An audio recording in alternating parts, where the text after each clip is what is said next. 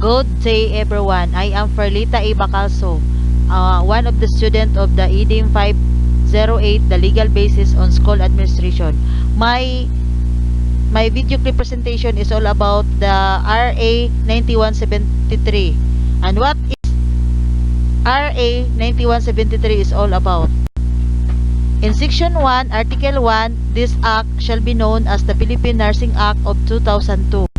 And the declaration of policy, it is hereby the policy of the state to assume responsibility for the protection and improvement of the nursing profession by instituting measures that will result in relevant nursing education, humane working conditions, better career prospects, and a dignified existence for nurses.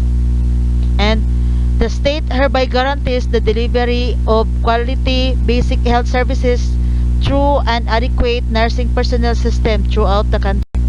Another slide, the Article 3, Organization of the Board of Nursing, Section 3, Creation and Composition of the Board.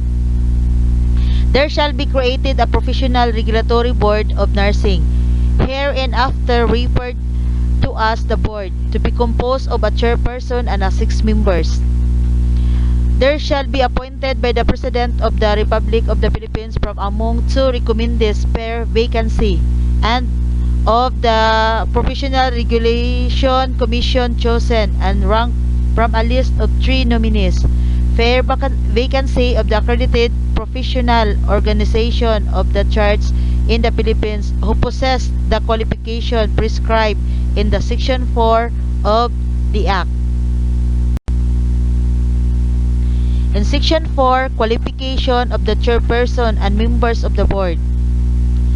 Letter A, a natural-born citizen and resident of the Philippines. Letter B, a member of a good standing of the accredited professional organization of the nurses. Letter C, a registered nurse and a holder of master's degree in nursing, education, or other allied medical profession compared by a college or university duly recognized by the government, provided that the majority of the members of the board shall be holders of master's degree in nursing.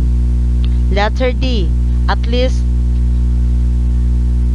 10 years of continuous practice of the profession prior to the appointment, provided, however, that the last 5 years of which shall be in the Philippines. And the letter E, never been convicted or any offenses involving moral turpitude, provided that the members of the board shall represent the 3 areas of nursing, namely nursing education, nursing services, and nursing health, community nursing health. Section 5, requirements upon qualification and members of the board of nursing. Any person appointed as chairperson or members of the board shall immediately resign from any teaching profession in any school, college, university, or institute offering BSN and or review programs for the local nursing board examination, or any office or employment in the government or any subdivision, agency, or instrumentality thereof, including government-owned or controlled corporations or their subsidiaries, as well as these employed in the private sector,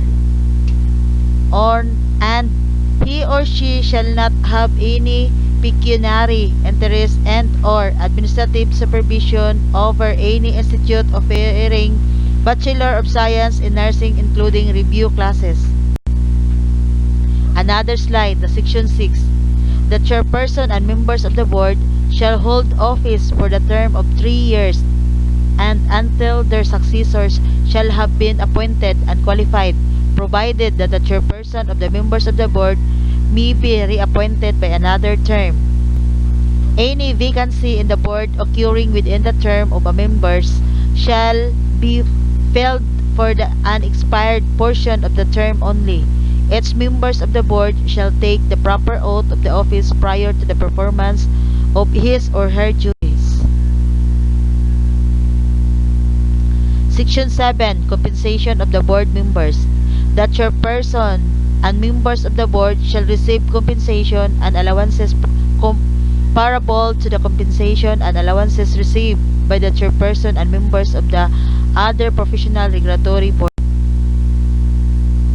Section 8. The administrative supervision of the board, custodian of its records, secretariat, and support services. The board shall be under the administrative supervision of the commission. All records of the board, including applications of examinations, administrative and other investigative cases conducted by the board, shall be under the custody of the commission. The commission shall designate the secretary of the board and shall provide the secretariat and other support services to implement provision of this act. Another slide, the Article 4, Examination and Registration. Section 12, Licensure Examination. All applicants for license to practice nursing shall be required to pass a written examination, which shall be given by the board in such places and dates as may be designated by the Commission in accordance with the Republic Act No. 8981, otherwise known as the PRC Modernization Act of 2000. In Section 15, the ratings. In order to pass the examination, a general average of at least 75% with a rating of not below 60% in any subject. An examinee who obtains an average rating of 75% or higher but gets a rating below 60% in any subject must take the examination again, but only in the subject where he or she is rated below 60%. In order to pass the succeeding examination, an examinee must obtain a rating of at least 75% in any subjects repeated. And that's all my video clip presentation on RA 9173, the Republic Act of Licensure for Nursing Board Exam. And thank you for listening.